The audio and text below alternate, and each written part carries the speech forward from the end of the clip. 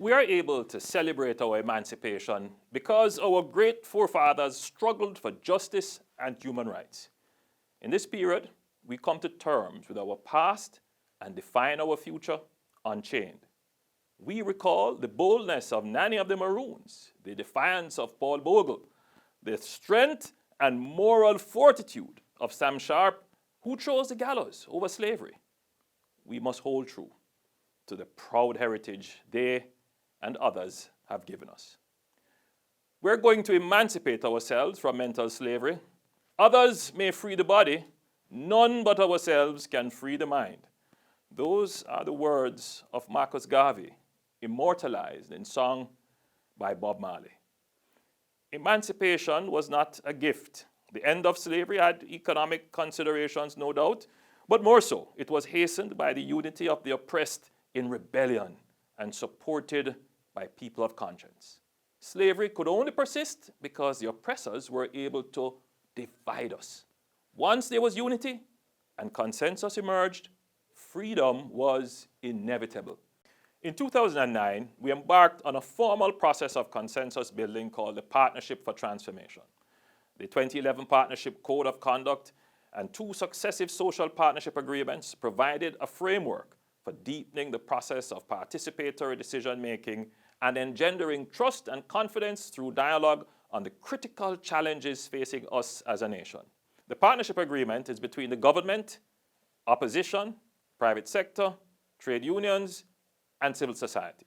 This is a mechanism in which the opposition participates.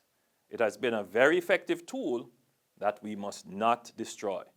It is noteworthy that the previous partnership agreement focused on 4 areas of national importance: the country's debt and fiscal challenges, modernizing Jamaica's electricity infrastructure, improving the country's doing business climate, and improving public order, with a particular focus on reducing the murder rate.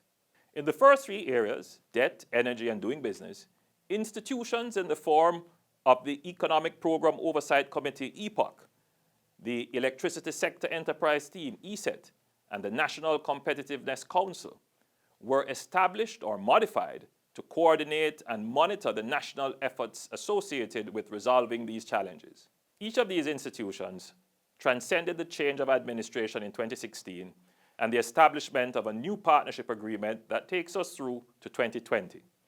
Jamaica has seen unprecedented success that has spanned the electoral cycle in these areas of national development. The one area that has seen the least sustained success is that of enhanced public order. This is the area on which we must now seek to build the consensus through partnership. We must build consensus on comprehensive measures to fight crime, address our at-risk youth, and improve conditions in our communities. There must be national support for increased, targeted government spending on these areas. The interventions made through zones of special operations have contributed to a reduction in crime. The ZOZO modality is working, and now it is the goal of the government to scale this up as rapidly as possible so that we can reclaim communities that are at risk and make Jamaica the safe place we know it can be. Just over 2 years ago, we launched the Housing Opportunity Production and Employment Program, HOPE. In this short period of time, HOPE has impacted the lives of nearly 28,000 youth across Jamaica through direct engagement in national service corps. HOPE is present and active within ZOZO communities, as well as within areas with heightened security measures, working with security forces to find opportunities for our youth. We have established a new housing program under the housing component of HOPE, which will see to the provision of indigent housing with special emphasis on the physically challenged and other vulnerable persons in selected communities. Relocation of communities which are located in areas unsuitable for living and which are susceptible to natural disasters will also be addressed under this component of HOPE. This program will also enhance the impact of ZOZOs in targeted areas, including tenement yards or big yards, where the physical infrastructure will be upgraded and the status of residents regularized. Where there is life, there is hope. The HOPE program seeks to empower and is indeed helping our people to excel. I believe there is general agreement around the social intervention aspects of addressing issues of law and order, public safety and security. However, we have not been able to develop consensus on the crime-fighting aspects of law, order, and security.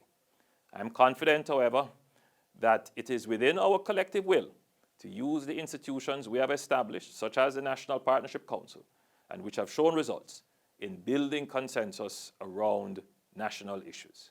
In recent discussions with the National Partnership Council, there is agreement that there should be established an articulated and dedicated monitoring and reporting mechanism on law, order, and public safety rooted in the Council. In unity, we find strength.